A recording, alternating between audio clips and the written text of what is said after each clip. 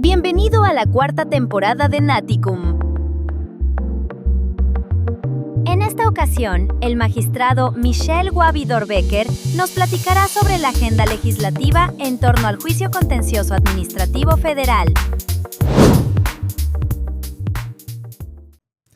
Hola, ¿qué tal, amigas y amigos? Bienvenidos al podcast de Naticum. En esta ocasión regresa con nosotros el magistrado Michel Guavidor-Becker. Michel, ¿cómo estás? Bienvenido. Muy bien, Omar, muchas gracias. Para mí, venir al podcast de Naticum es como regresar a casa. Excelente, ya sabes que esta es tu casa, querido Michel. Pues el día de hoy vamos a platicar acerca de dos reformas que están en proceso en el Congreso de la Unión. Una que está relacionada con el juicio contencioso administrativo y otra que también está relacionada, pero que está enfocada al Código Fiscal de la Federación y tiene que ver con la garantía del interés fiscal. Vamos a comenzar, Michel, si te parece bien, con las reformas a la ley del contencioso administrativo. ¿Por dónde viene esta reforma? Mira, Omar, antes de entrar un poquito al contenido de la reforma, nada más para recordarle a las personas que nos escuchan, la Ley Federal del Procedimiento Contencioso Administrativo regula lo que le apodamos nosotros el juicio de nulidad. Y el juicio de nulidad es uno de los juicios con la competencia más amplia. Es decir, ¿por qué no nos estamos dedicando hoy a hablar de la reforma si es muy procesal en el juicio contencioso?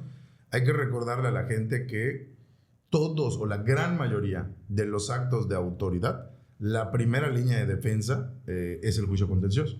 Si tienen multas de tránsito de la Policía Federal, de la Zagarpa, de la Profeco, de la Conagua, de la Conaculta, de la Conapesca, del INAH, todas esas autoridades administrativas, cuando llegan, te verifican, te inspeccionan, te multan, te sancionan, te cortan el agua, te llevan a audiencias conciliatorias ante la Profeco, todos esos actos, que son un montón, si la persona que recibió los efectos jurídicos de esa visita, de esa inspección o de esa infracción no está de acuerdo, lo tiene que litigar aquí. Este es tu medio de defensa, el famoso juicio de nulidad. Entonces, cuando este juicio de nulidad cambia, pues tiene un impacto enorme en la cantidad de usuarios, de empresas, de personas físicas con actividad empresarial, en general en el comercio y en la vida jurídica de las empresas, porque todas estas autoridades nos revisan de manera permanente. Y si no estamos de acuerdo con sus actos, los anulamos, por eso el apodo es el juicio de nulidad, los anulamos a través de este juicio, y si este juicio cambia, pues cambia, o si tiene modificaciones, pues van a impactar en miles, si no es que millones de juicios contenciosos que se presentan cada año a través de todas las salas que tiene el tribunal, ¿no? Entonces, de ahí la importancia de tocar el tema. Y entrando un poco a la reforma, es una reforma que yo veo en términos generales positiva. Y cuando me refiero a positiva, porque es proactiva. Lo que está tratando de hacer es hacer muy dinámico el juicio contencioso, hacerlo más rápido, hacerlo más práctico. La ley del contencioso, al ser una ley procesal, es decir, contempla un proceso legal que es el juicio contencioso administrativo, siempre ha tenido muchas carencias, en especial en el caudal probatorio, en cómo valorar las pruebas, en cómo desahogarlas. Y nos manda siempre, nos dice, lo que no encuentres aquí en mi ley, revísalo en la ley supletoria, que hoy en día va a ser el Código Nacional de Procedimientos Civiles.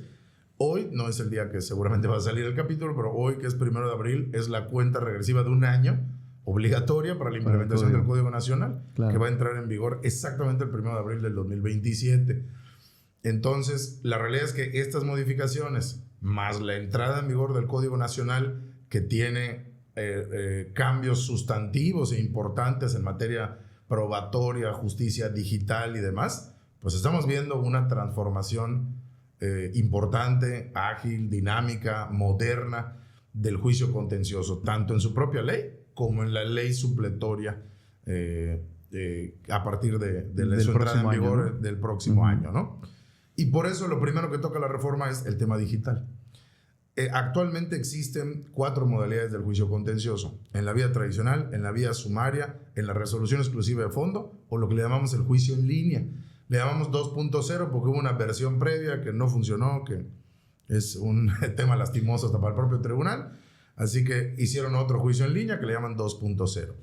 Para que el juicio se llevara en línea, el actor, que es el promotor, el que insta a la justicia, tenía que elegir esa vía y tenía que presentar su demanda a través del juicio en línea. Todos los demás participantes, que podían ser varias autoridades, una o varias autoridades, e incluso haber terceros interesados, pues quedaban atados a que el juicio tuviera que ser en línea porque el actor principal pidió que así fuera. Pero pasaba al revés también. El actor va y pide la vía tradicional, que es la vía en papel, escrita que conocemos, con los cientos de copias y los expedientes tradicionales que todo el mundo conoce. Ya limitó también a los demás participantes en el juicio, a las autoridades y a los terceros interesados, a tener que ir al juicio en la vía tradicional.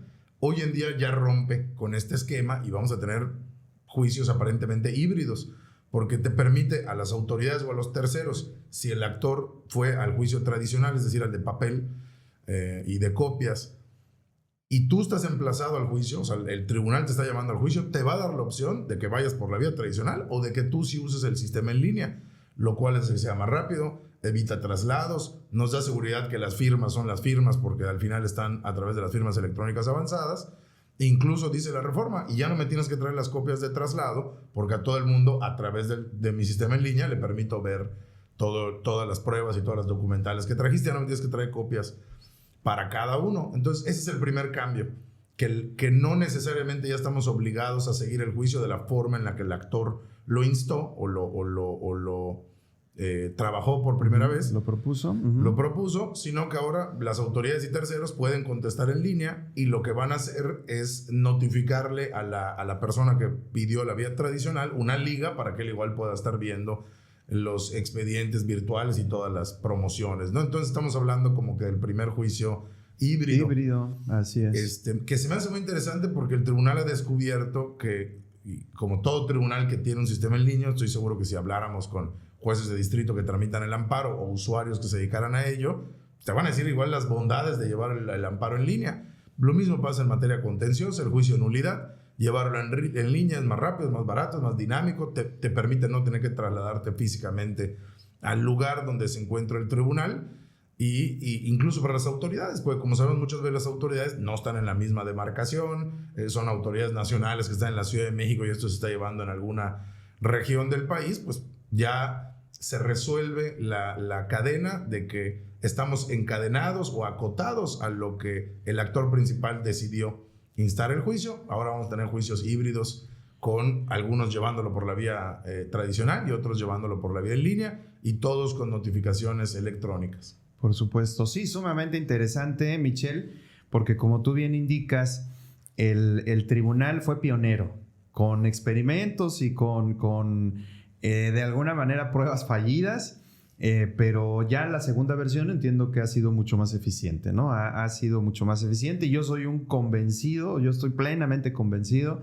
de que la justicia en línea debe de ser la vía tradicional. Permíteme mezclar un poco ahí de los tipos, porque realmente ya la justicia en papel la debemos ir descartando poco a poco. Hace poco platicaba con alguna colega abogada que me decía, entré a una sala del tribunal y no entiendo por qué hay expedientes tirados por todos lados, ¿no? O sea, realmente tú y yo que vivimos en algún momento eso lo entendemos, pero ya no debe ser así. O sea, creo que ya hoy la justicia en línea nos va a dar mucha eficiencia en muchos sentidos, ¿no? Y digo, la materia fiscal es el mayor ejemplo. Hoy en día todo el trámite fiscal es tradicionalmente en línea, excepcionalmente en papel. Claro. Ya en la vía fiscal, hasta el contribuyente más pequeño, que sería el RECICO, el régimen simplificado de confianza, sus facturas ya son CFDI, su declaración es vía buzón tributario, es decir, el gran contribuyente, que así los clasifica el SAT, el gran contribuyente, todos los que estamos en medio, todos los que están en medio, y los RECICOs, todos ya están en línea. ¿Para quién se exceptúa? Para los agapes. Agricultura, ganadería, pesca y silvicultura, por la ubicación geográfica de donde se llevan a cabo sus tareas. El pescador está en el mar, el agricultor está en medio de la nada en los campos, el apicultor igual. Pues a ellos se les exceptúa de que todavía puedan recibir ciertos límites en efectivo, de hacer facturas globales nada más una al mes, de que sus declaraciones no tienen que llevar contabilidad electrónica,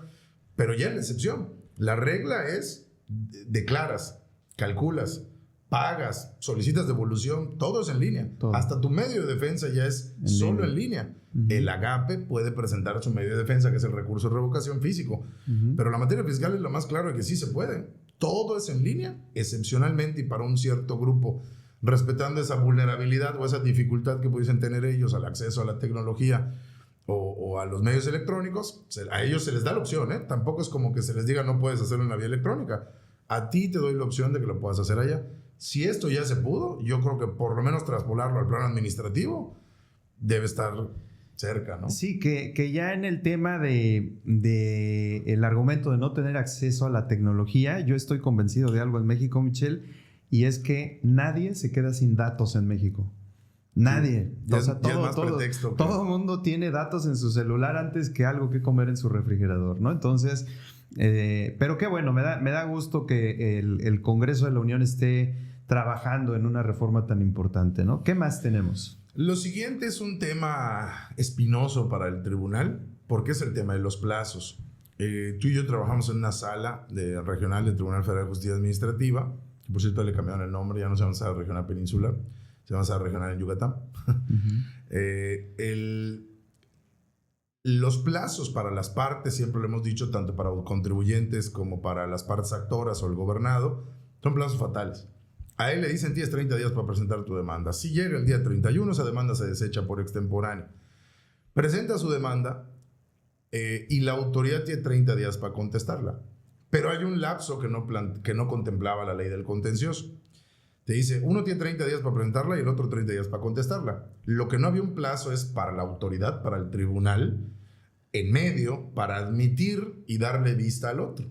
Y así como dependía mucho de las cargas de trabajo, algunas salas son muy eficientes y te admiten la demanda en 1 o 2 semanas, le corren trasero a la autoridad y empiezan los 30 días.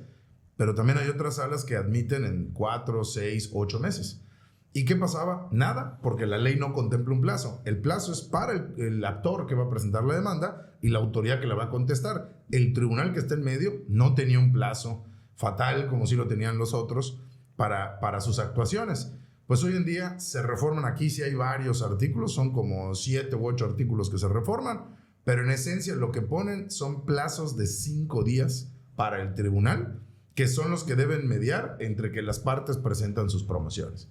Ejemplo, presentamos la demanda en los 30 días, el tribunal tiene 5 días para admitir la demanda y emplazar a la autoridad para que empiecen a correr los 30 días de la autoridad para contestarla. Contesta la autoridad y el tribunal advierte que va a haber ampliación de demanda. Tiene 5 días para admitir la contestación de la autoridad y darle vista a la actora para que amplíe la demanda. Es decir, son plazos que le llamamos intraprocesales. Los plazos para las partes no cambiaron. Lo que se le pone ahorita a la ley o le impone al tribunal es un plazo prácticamente de 5 días en todos. Hay algunos en sumario que son de 3. Pero le pone un plazo de 5 días a todas sus actuaciones. ¿Y esto qué va a provocar? Que los juicios se integren rápidamente. Imagínate, tuvimos nosotros hace muchos años casos y si platicas con gente que litiga en varias salas del país te lo va a decir. Hay veces en las que la demanda te la admiten en 8 meses. Hoy en día, como están planteados los plazos para las partes y el nuevo plazo intraprocesal, en 6 ya tiene que estar la sentencia, no la admisión, la sentencia. Claro. Entonces, la realidad es que pues, se pone este plazo que va, creo yo, a cargar un poco, o va a presionar más bien, no les va a cargar de trabajo, el trabajo es el mismo, pero les va a presionar a la velocidad con la que tramitan los juicios. Claro, visto desde la perspectiva del usuario que viene a buscar justicia y de la autoridad que quiere seguridad de que su acto va a perdurar o no, pues las partes salen ganando, ¿no? Claro. A lo mejor el apresurado aquí, el presionado, pues va a ser las salas del Tribunal Federal de Justicia Administrativa, pero pues en beneficio de los usuarios que van a instar la justicia para tener una justicia, como dice la ley, ¿no? Pronta y expedita. Completamente. Yo recuerdo inventarios, Michelle, anuales del tribunal de 3,000 expedientes, 1,000 por ponencia, digámoslo así, ¿no? Eso significa que en los 365 días del año tenemos que estar revisando alrededor de 4 expedientes diarios, contando sábado y domingo, días festivos, vacaciones, etcétera, ¿no? Pero no se trata nada más de revisarlo, sino procesalmente integrarlo y dictar sentencia. En algunos dictaré sentencia, etcétera. Pero si ocupara todo el año, ¿no? Y estamos conscientes de que hay expedientes que 8 horas del día no son suficientes para que hagamos el análisis de un crédito fiscal, por ejemplo, ¿no? Y aquí es en donde me regreso a la propuesta inicial. La justicia en línea es la solución. La justicia en línea, y yo sé que me voy a salir un poquito del tema, pero la justicia en línea acompañada de inteligencia artificial. O sea, ya el tribunal tiene hoy números de inventario tan altos que hoy ya debe de pensar en mecanismos que le ayuden a eficientar la llegada de los asuntos al tribunal, porque sucede que si se sigue tardando el tribunal en admitirte un asunto 8, 9, 10 meses, ¿qué hace el contribuyente o el particular? Promueve un amparo. No, por denegación de justicia, y lo que haces es incrementar los números del Poder Judicial con algo que se podría solucionar con tecnología al interior del tribunal, ¿no? No, yo coincido contigo. Yo creo que la inteligencia artificial, cuando la pensamos en la implementación de justicia, la pensamos mal. Creo que desde que se empezó a plantear, no solo en este país, de hecho en otros países donde la inteligencia artificial o la inteligencia algorítmica llegó muchos años antes que acá, cuando hay inteligencia artificial y justicia, cuando juntas esas dos palabras, te imaginas al juez virtual. O sea, o queremos utilizar la inteligencia artificial necesariamente para resolver el conflicto, ¿no? Yo creo que además de que eso puede ser peligroso y no sé si estamos listos para ellos, lo que sí es digo, ¿por qué te fuiste al extremo? ¿Por qué no usar la inteligencia artificial para las admisiones de demanda? Puede revisar mejor que cualquier pasante el checklist de si cumple o no, en el caso del juicio contencioso, si cumple con los requisitos del artículo 14. O sea, el artículo 14 dice debe tener el nombre, la dirección, el domicilio, el correo.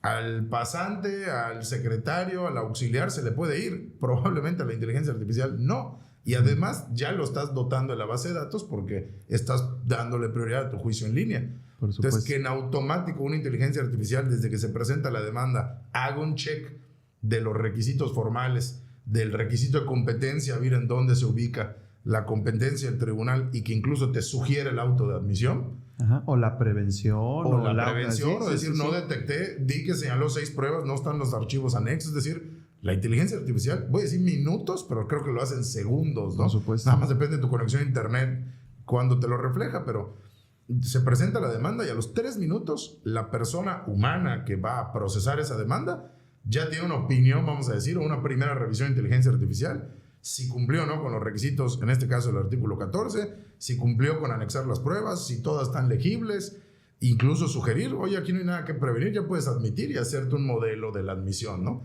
Pero cuando hablamos de inteligencia artificial y justicia, queremos que se resuelva el caso.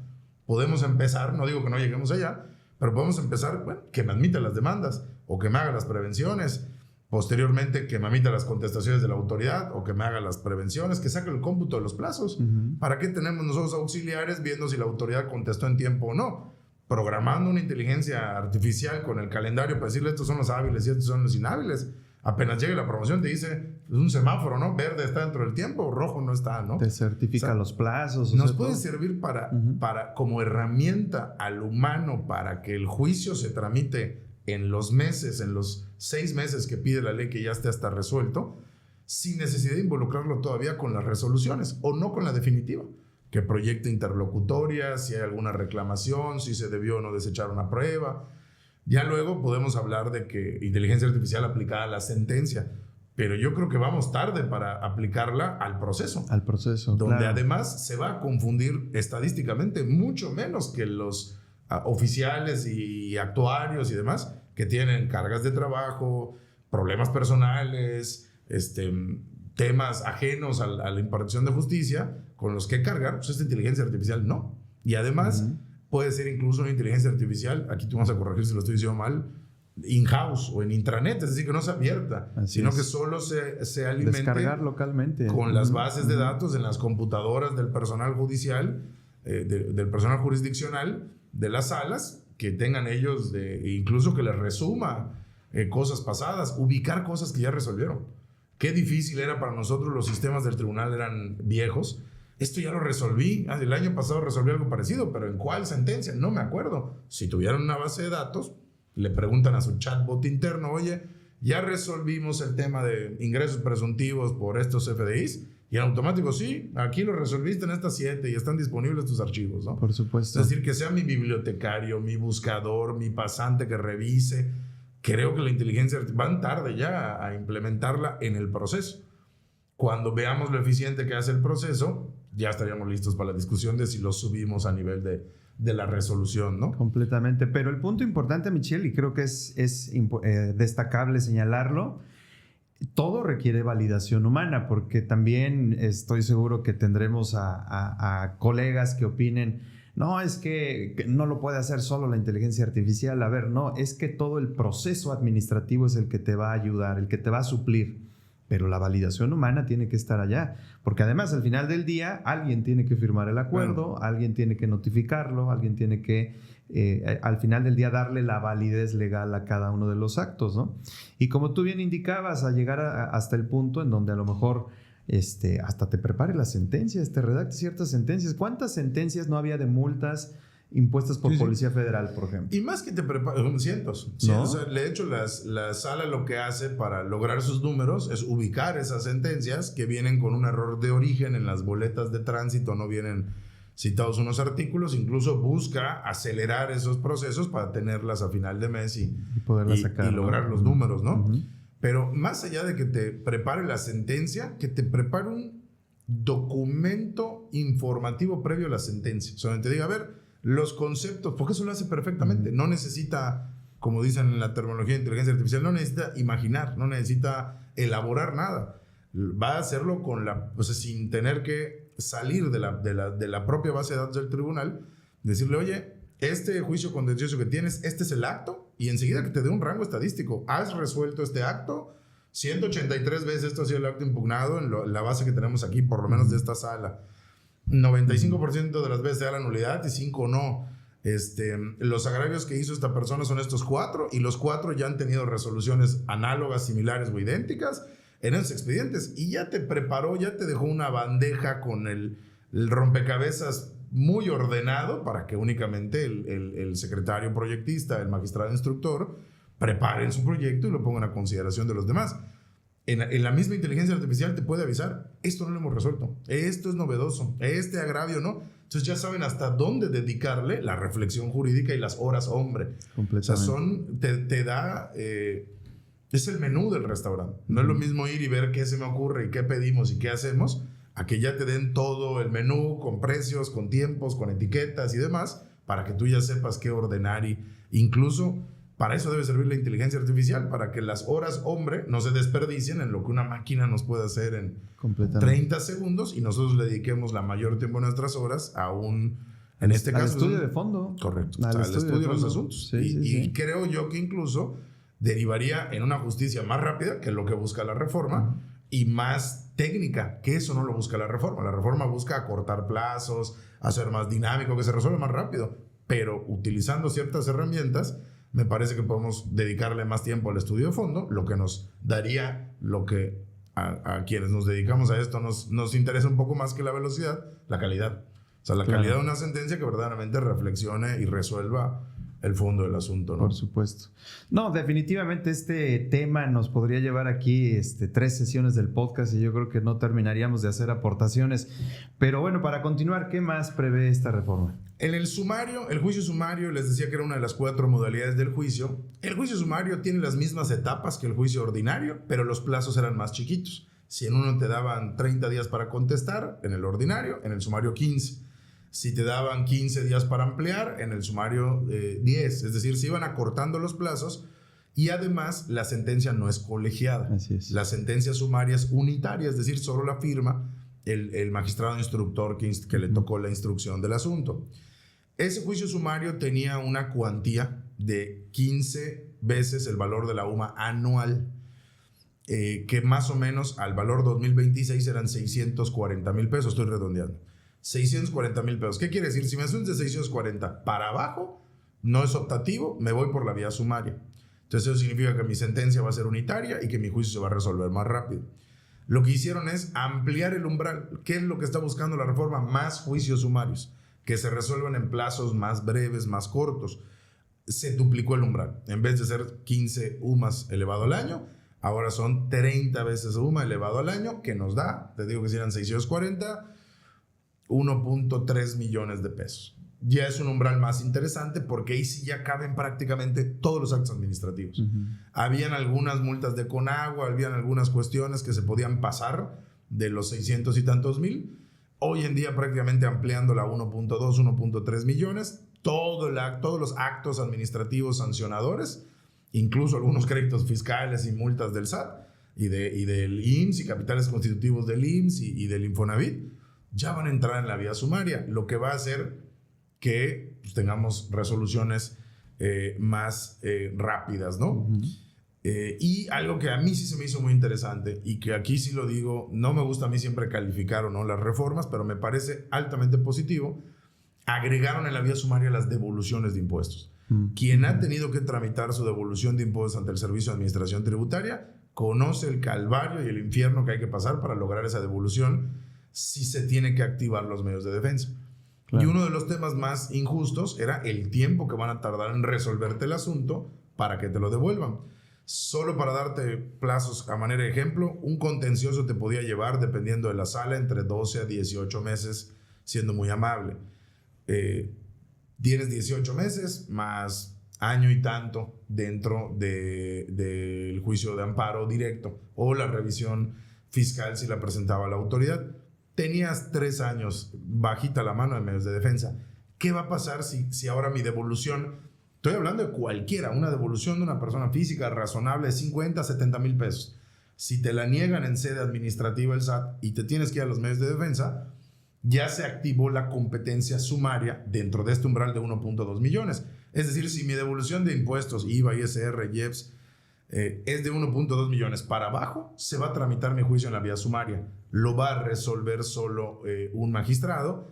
Y si gano el juicio, ahorita voy a pasar de una vez al siguiente punto, no puede la autoridad presentar la revisión fiscal, porque también subimos el umbral de cuando la autoridad puede presentar la revisión.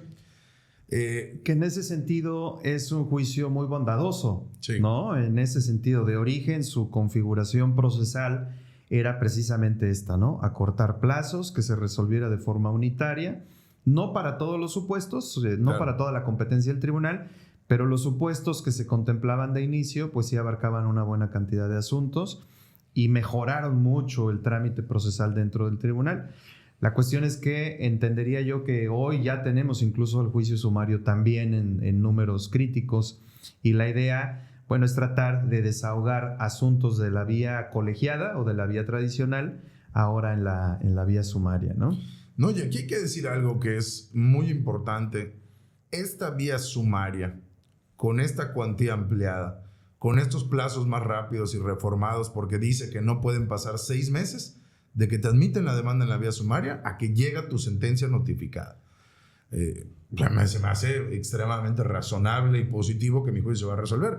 En especial si es una devolución donde estoy pidiendo 200 mil pesos de IVA porque te estoy acreditando el saldo a favor y en sede administrativa el SAT no me lo quiso dar, de que yo presente mi demanda a que llegue mi sentencia no pueden pasar más de 6 meses. Y además si gano y me reconoce la sala el derecho a obtener la devolución, la autoridad ya no puede impugnar o apelar, vamos a decir. Es terminal, digamos, ¿no? Ahí se acaba el juicio, vamos. Entonces yo me acuerdo que cuando se concebió este juicio contencioso en la vía sumaria, ¿cuándo hubiéramos pensado que se iba a convertir en la vía definitiva? O sea, que es la última palabra. Nada más para recordarle a la gente que nos ve, cuando termina un juicio contencioso, si la persona actora, si el particular, si el contribuyente, si el administrado pierde o no le es favorable la resolución, siempre tiene la vía del amparo directo. Es la siguiente instancia ante el Poder Judicial. Si la autoridad es a la que no le conviene la sentencia, las autoridades no pueden presentar amparo. Entonces se creó esta figura que se llama la revisión fiscal. La revisión fiscal no es más que, voy a decirlo de manera incorrecta, pero para que se entienda, el amparo que pueden presentar las autoridades, es decir, la oportunidad que tienen de impugnación, digamos, para que ¿no? el Poder Judicial revise la sentencia. Si nosotros o si las personas físicas, los contribuyentes, presentan, es un amparo directo. Si la autoridad, su equivalente tendría la revisión fiscal. Nosotros o los contribuyentes o las personas físicas, los empresarios, siempre van a poder presentar el amparo directo. Siempre. No hay una limitante, una restricción. A menos de que la sentencia les beneficie, pues no tendrían por qué. Pero la autoridad estaba limitado en cuándo y cuánto, en cuantía, puede presentar esta revisión. También la ampliaron. Antes podía presentar su revisión si el asunto pasaba, números redondos, de 350 mil pesos. Necesitaba que pase 350. Si eran multas menores a eso, no podía presentar la revisión. Hoy en día ya es de 3.2 millones de pesos. Igual estoy redondeando el número. es 27,000 veces el valor diario de una UMA. Lo que resulte, ese es el valor de la cuantía. ¿Qué quiere decir esto?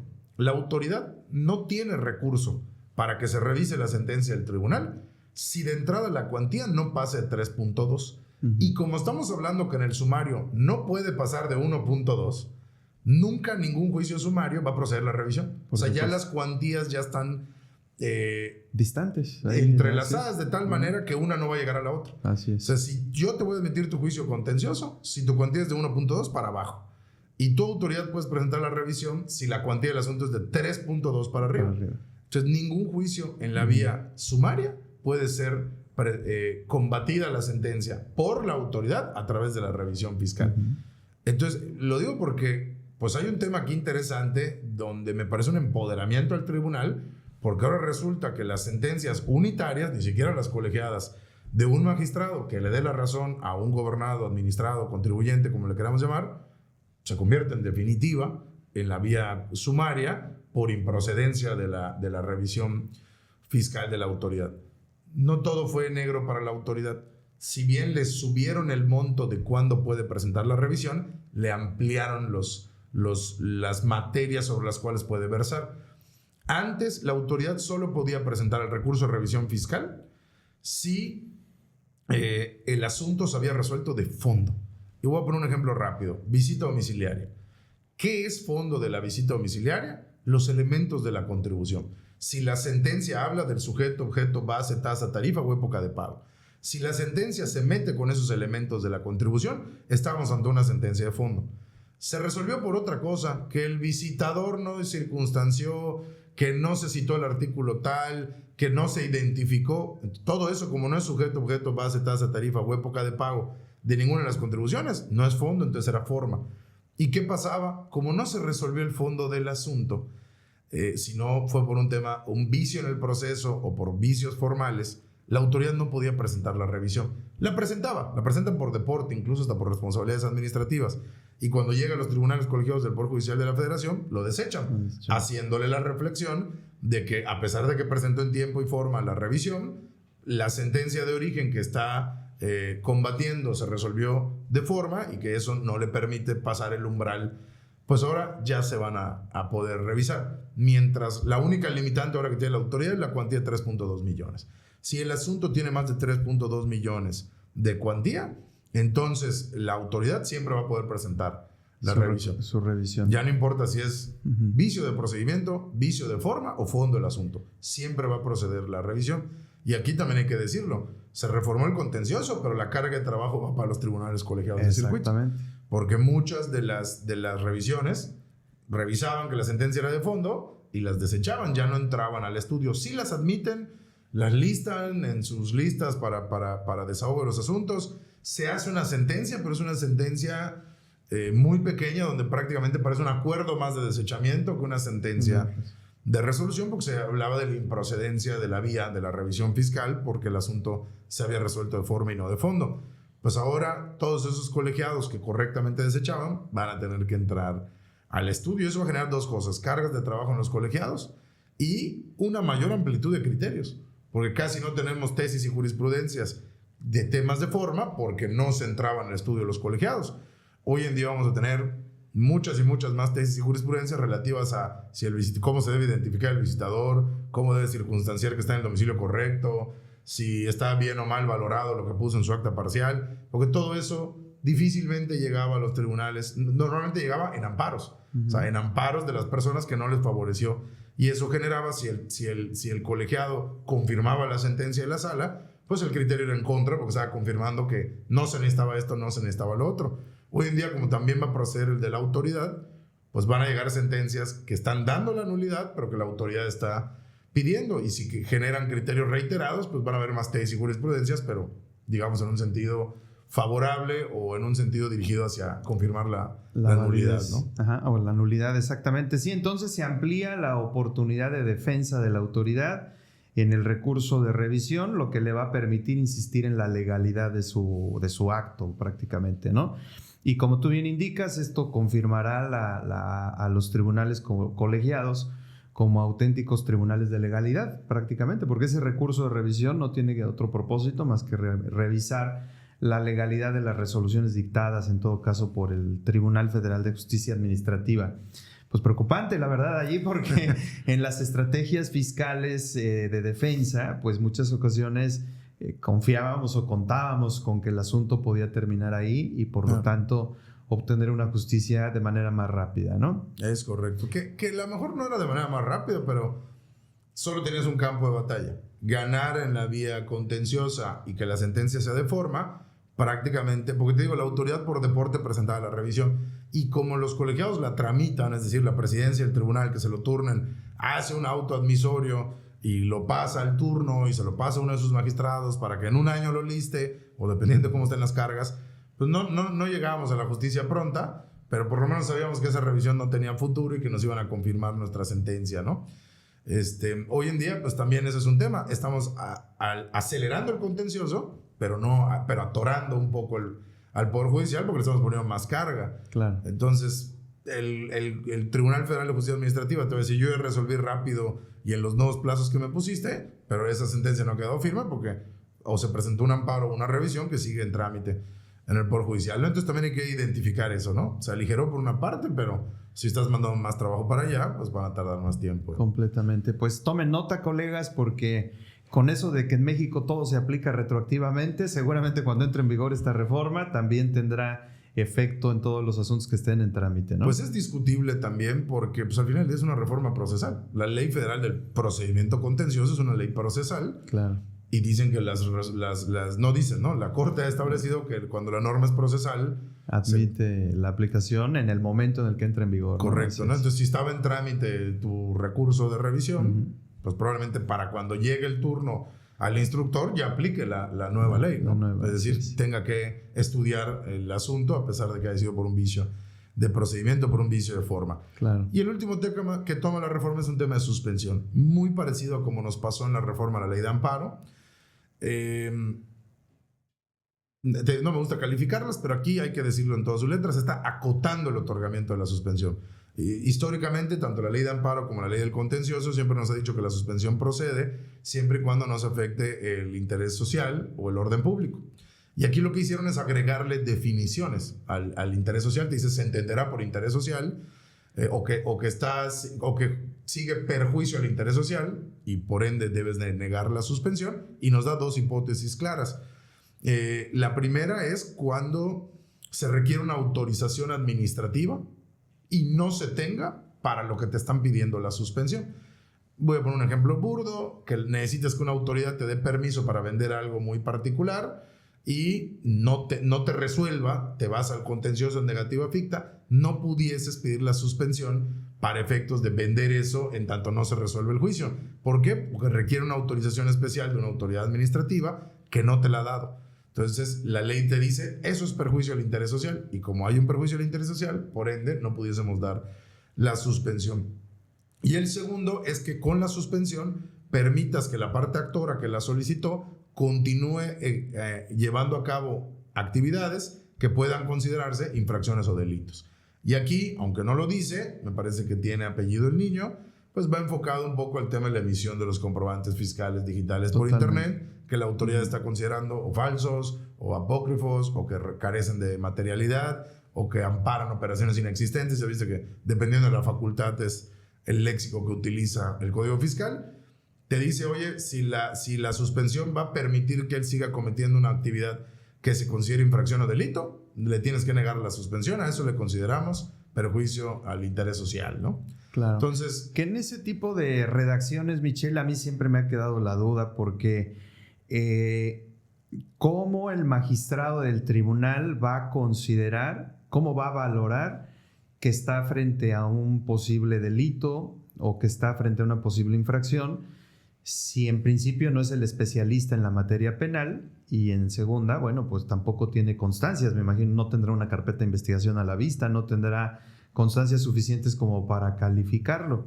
Entiendo el objetivo de la reforma, o sea, me queda a mí muy claro, y basta con que el magistrado lo presuma y así se diga a lo mejor en el crédito fiscal o en el acto administrativo que esté impugnado, para que con eso sea suficiente y niegue la suspensión. Pero me parece que podemos caer en una delgada línea de la arbitrariedad en el sentido de considerar actos ilícitos que no lo son, ¿no? Entonces creo que ahí el magistrado tendrá que ser muy serio, ¿no? Yo, ¿sabes qué creo que va a pasar, Omar? Y esto es opinión meramente personal y especulativa. Se van a otorgar muchas suspensiones provisionales, pero se van a negar las definitivas.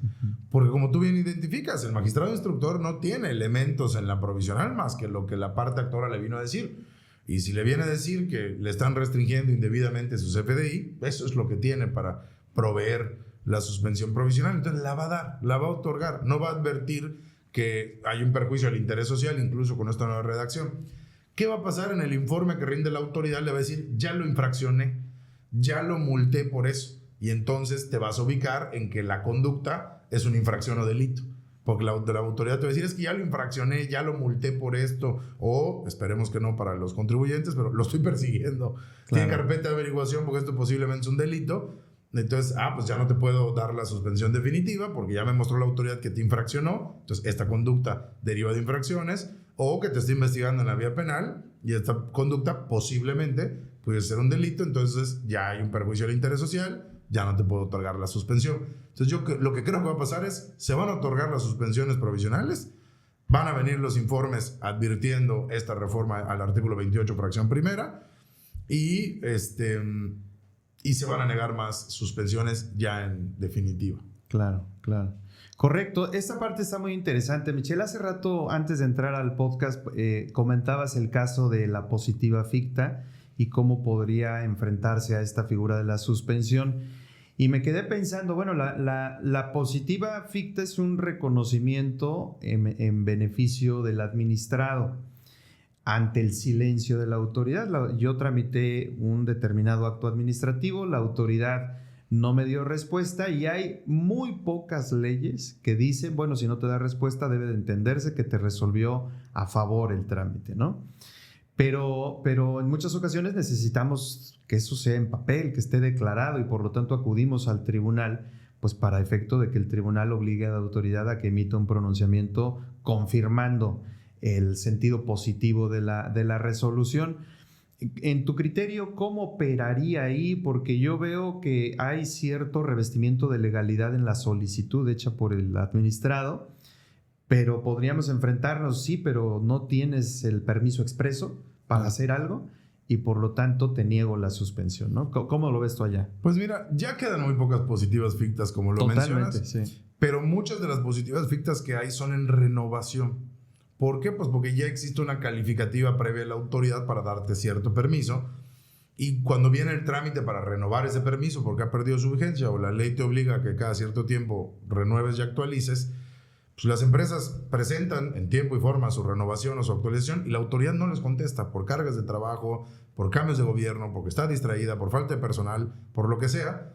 Y para que esta persona que ya tenía, estoy entrecomillando porque no lo es, pero ya tenía un derecho adquirido a través de ese permiso, aunque si perdió su vigencia ya no está adquirido ese derecho, pero normalmente en ese trámite de renovación, para que puedas continuar con esa actividad comercial o ese permiso, es donde te dicen, oye, si no te contesto, date por positivo fictamente resuelto. Es decir, sin que yo te lo diga, ya te renové el permiso. Yo creo que si te vas al juicio contencioso con una positiva ficta, no nos ubicaríamos en este supuesto de la reforma.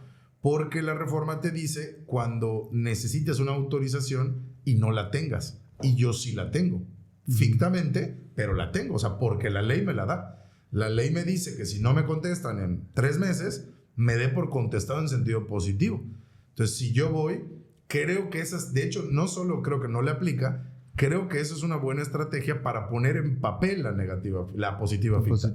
Porque mucha gente, yo sí lo entiendo, no quiere operar. Oye, ¿tienes permiso? Positivo ficto. Está complicado, ¿no? Así es. Entonces, cuando quieren un poco de seguridad jurídica y la positiva ficta no les da esa seguridad, me voy a un juicio de nulidad, pido la medida cautelar positiva o la suspensión para que se queden las cosas en el estado en el que están, que es que yo tengo esta positiva ficta con esta figura y entonces que me den una suspensión o una medida cautelar definitiva por lo que dure todo mi juicio, con el que ya me pone en papel que sí es cierto que se configuró la positiva ficta y que la puedo seguir operando hasta que se resuelva mi juicio de nulidad o mi juicio contencioso, ¿no? Así es. Creo que en el caso de la positiva ficta no aplicaría la reforma, sí para todas las negativas fictas. Es decir, como en la negativa ficta. La negativa, pues es eso, ¿no? Pero sí se daban las suspensiones. O sea, esto sí va a derivar en una menor cantidad de suspensiones. Te digo, a lo mejor en las provisionales no, pero sí va a derivar en una menor cantidad de suspensiones definitivas otorgadas a las partes actoras o a quienes lo soliciten dentro del procedimiento a través de estas dos, digamos, definiciones o ejemplos de que causa afectación al interés social. Te digo, en el tema que la actividad se puede considerar infracción o delito, va a venir todo el tema de certificados de sello digital. Y en el tema que necesitemos una autorización para hacer lo que estamos haciendo, va a venir prácticamente todas las negativas fictas están condenadas a no tener una suspensión, digamos, con esos efectos positivos de que yo pueda hacer la gestión, la autoridad, la venta, el negocio. En tanto se resuelve mi juicio, pues ya con esto lo estamos acotando a que no. Por supuesto, por supuesto. Pues muy interesante, Michel. Pues nos pasamos al Código Fiscal. La reforma del Código Fiscal es muy sencilla, pero muy relevante, porque le pega a todos donde les duele en el bolsillo. A las empresas, a las personas físicas, a los contribuyentes y por supuesto a la autoridad también. Claro. Entonces, cuando golpeas en estas fibras tan sensibles, aquí, Omar, hay que decirlo en español, algo pasó. La reforma al Código Fiscal 2026, de hecho, se va a reformar algo que entró en vigor el 1 de enero del 2026. Es decir, llevamos nosotros 91 días de año y ya no sirvió la reforma, ¿no? Esa parte de la reforma. En particular es la del 141. Básicamente, ¿cómo estábamos antes del 1 de enero del 2026? El 141 dice, todo crédito fiscal que se determine lo debes de garantizar. ¿Cuándo? A los 30 días posteriores a que te determinen esa multa, ese crédito fiscal, esa deuda de IVA, ese capital constitutivo del Instituto Mexicano del Seguro Social. No importa cuál sea la naturaleza de tu crédito fiscal, si le debes una lana a una autoridad y te vas a ir a defender a través del juicio contencioso, tienes que garantizar para que si pierdes el juicio, no digas que estás insolvente y que no tienes cómo pagar. El juicio en contra de las autoridades nunca es sin garantías. ¿Y qué nos decía el 141? Te doy estas 6 opciones. Puedes utilizar cualquiera de estas 6 opciones para garantizarme el crédito fiscal. ¿Cuáles son? Billete de depósito, carta de crédito, póliza de fianza, prenda o hipoteca de bienes muebles o inmuebles excluyendo los intangibles, solvencia acreditada de un tercero, es decir, que un tercero diga yo pago por él si él no paga. Y el último, que se me hace muy raro que te lo digan, que la redacción es como si tú la puedas ofrecer, pero es el embargo en la vía administrativa. Son esas 6 formas en las que el contribuyente podía elegir la que él quiera para garantizarle a la autoridad, te voy a pagar si pierdo el juicio. ¿Y qué es lo que elegían las personas físicas o las personas morales, los contribuyentes? Algo que no los deje inoperantes. Claro. Le damos un terreno en garantía, a ver, el crédito es de 10 millones, tengo estos terrenos que valen 15. El crédito es chico de 1 o 2, te damos unos vehículos en garantía, te damos este bien inmueble. ¿Qué es lo que pasó con la reforma del 2026 que entró en vigor el 1 de enero? La autoridad cambió la redacción del 141 para decir, ya no es optativo, ya no es al que quieras o al que te convenga, es en orden de prelación. Sí o sí, todos me tienen que garantizar con un billete de depósito. ¿Qué es un billete de depósito? Literalmente, agarrar el dinero que se debe, llevarlo al Banco del Bienestar, depositarlo, me dan un billete que dice que ya deposité el dinero, pero se llama billete de depósito, y ese billete de depósito se lo llevo al SAT. Entonces implicaba desembolsar el costo del crédito fiscal. Oye, pero no tengo el dinero en el banco. O sea, yo tengo 2 millones en mi cuenta de banco y el crédito fiscal llegó por 10. No tengo los 10 millones. ¿Qué te decía el nuevo código que está vigente ahora que estamos grabando? Tráeme el billete de depósito por los 2 millones que sí tienes y te vas a la segunda opción. Oye, la segunda opción es una carta de crédito. Quiere decir, aquí no hay el dinero, no tengo que sacar el dinero de mi cuenta, pero una institución autorizada por la Comisión Nacional Bancaria de Valores tiene que dar una carta de que si yo pierdo va a poner los otros 8 millones. Me va a pedir garantías. O es que no puedo, el banco me la rechazó. Ahí está su carta donde dice que no me da el crédito que me estás pidiendo. Pues con esa carta de que no puedes obtener, pasas al siguiente. Es decir, era una escalera que teníamos que ir escalón por escalón. Y para yo acceder al siguiente medio de garantía, tenía que demostrar que no pude con el que seguía en el orden, ¿no? Claro. Esto no era así. Esto entró en vigor el 1 de enero del 2026. Así es que para de alguna manera resumir en ese punto, anteriormente a 2026 era optativo. Yo escogía de de ese menú de garantías, yo escogía la que de alguna manera fuera viable a mi situación jurídica y patrimonial. A partir de 2026 no, era este orden. Un orden escalonado estricto. Llevamos 91 días y yo creo que ya no les funcionó. Yo quiero pensar, esto es especulativo, que alguien en el SAT levantó el teléfono a alguien del Ejecutivo para decirle, tenemos menos créditos garantizados que antes. Es decir, al hacer tan estricta la forma, ya no nos los están garantizando, no están pudiendo los contribuyentes. ¿Y cuál es la iniciativa de reforma que está ya igual dictaminada por la Cámara de Diputados?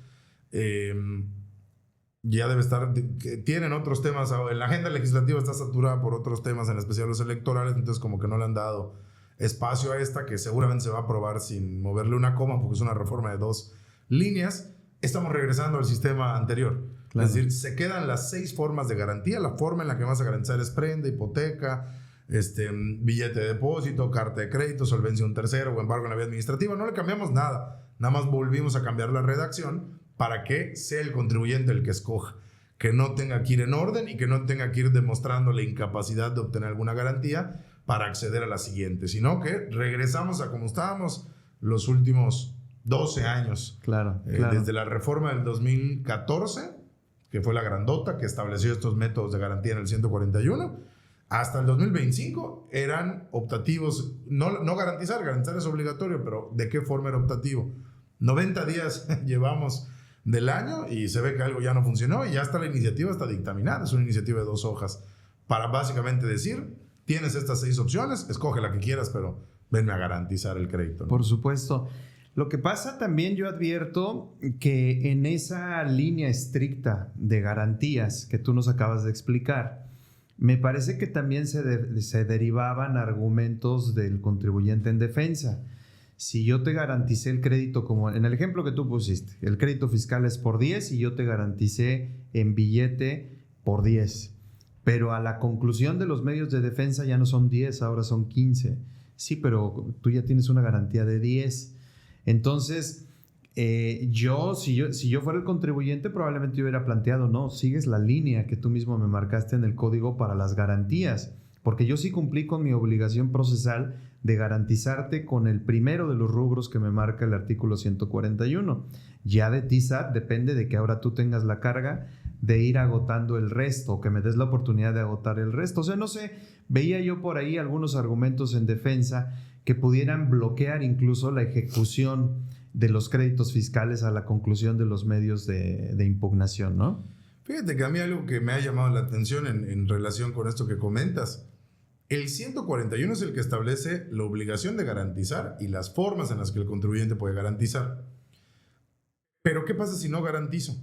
Si no garantizo, entonces la autoridad va a venir a ejecutar un PAE, el procedimiento administrativo de ejecución, que también tiene una prelación. O sea, el PAE le dice a la autoridad qué me debe de embargar primero, qué me debe de embargar segundo, y la prelación era distinta. O sea, la prelación en lo que las formas en las que yo estoy obligado a garantizar eran muy favorables para la autoridad, porque tener un billete de depósito implicaba pues que la autoridad ya tenga el dinero, nada más que claro, en vez de tenerlo en billetitos, tenía un billetote grande que dice que vale por todos esos billetitos en el Banco del Bienestar. Respondiendo igual al comentario que hiciste, la garantía se tenía que actualizar.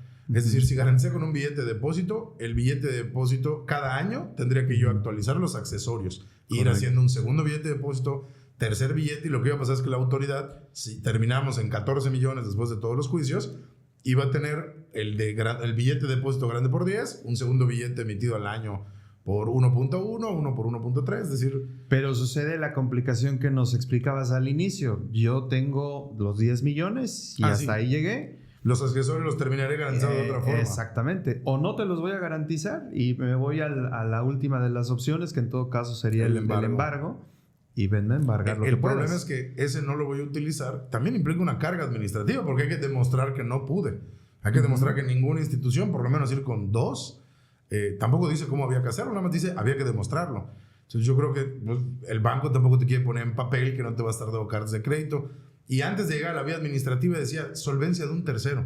Claro. Es decir, que un tercero no tiene que pagar por mí, tiene que comprometerse a pagar por mí. Sí. ¿Cómo te muestro que nadie quiere pagar por mí? Claro. O sea, tendría que pedirle a 2 amigos, fírmame una carta donde digas que no vas a pagar por mí, o sea, porque si no, no puedo acceder al siguiente.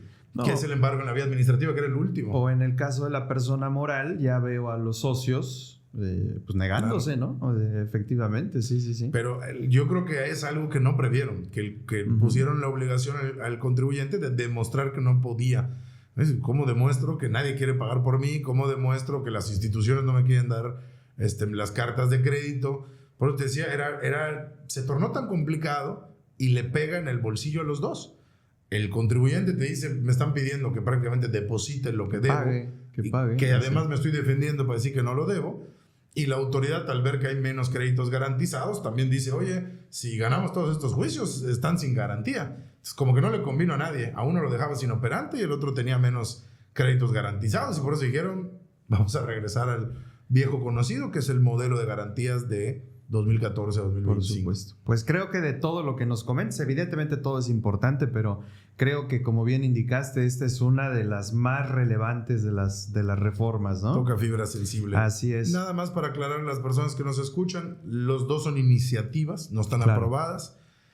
En lo personal creo que están no atoradas, porque la reforma al 141 del Código Fiscal fue presentada el 19 de marzo de 2026 y la del juicio contencioso el 25 de marzo. Prácticamente son nuevas, pero yo creo que van a pasar inmediatamente. El único tema, para quienes siguen el pulso legislativo del país, pues están atorados en otros temas legislativos con algunas reformas constitucionales, el tema de las pensiones, el tema electoral, y por eso no le han dado paso a esto, pero creo que apenas haya un espacio se van a colar. Son reformas breves. La reforma a la ley del contencioso, si alguien la descarga en la Gaceta Parlamentaria, va a decir, oye, está enorme la reforma. El 95% de la reforma es lenguaje inclusivo o lenguaje incluyente. Ya no se habla de la parte actora, sino se habla de la persona actora. Ya no se habla del perito, se habla de la persona perito o la persona experta. Si es este lenguaje, como ha sucedido en toda la legislación, sí. Es un lenguaje incluyente. Por eso reformaron un montón de artículos, pero el núcleo duro son los 6-7 puntos que aquí se platicaron. Entonces, al ser reformas que no tienen una, digamos, no hay un tema político de por medio, tampoco tienen mucha discusión y demás. Además de que están bien hechas, o sea, bien redactadas, no le veo yo errores que desde que la lees dices, oye, ¿cómo van a implementar esto? Creo que son reformas que en abril, mayo, ya van a estar publicadas y son de las que van a entrar en vigor al día siguiente de su publicación, ¿no? Entonces, es un gran momento para estudiarlas, atenderlas, porque probablemente en mes y medio, 2 meses, ya las estemos aplicando. Por supuesto, Michelle. Pues muy bien, pues muchísimas gracias. Regálanos una conclusión final, Michelle. ¿Para dónde va la justicia contencioso-administrativa? Pues como bien lo indicamos, Omar, yo creo que la altura de miras de la justicia contencioso-administrativa es hacer rápida, eficiente y digital. Lo que no sé, porque todos sabemos en México la ley es muy bondadosa y aguanta todo. Lo que no sé es si la infraestructura, el presupuesto, el personal del Tribunal Federal de Justicia Administrativa está preparado para tener un juicio contencioso tan ágil, tan dinámico, tan rápido, ¿no? Hay que tomar en cuenta que es un tribunal a nivel nacional. Si bien algunas salas tienen trabajo y otras no, es un tribunal con inventarios importantes a los que la ley les podrá decir misa y resuélvelo en 5 días, pero si no tienen la capacidad, el presupuesto, la infraestructura, pues va a estar limitado, ¿no? Como todo, vamos a ver cómo se implementa, pero mi frase, conclusión final, la justicia contenciosa se está dirigiendo a ser ágil, a ser digital y a ser rápida.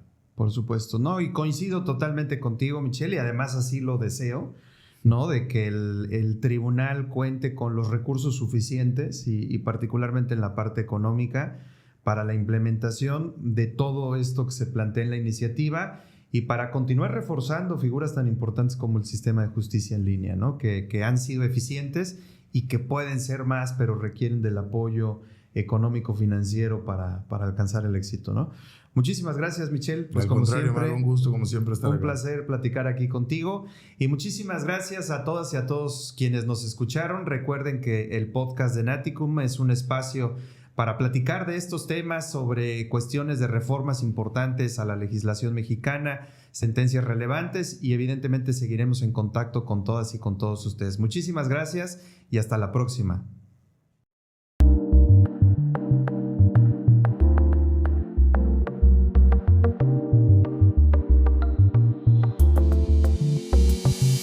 haya sido todo.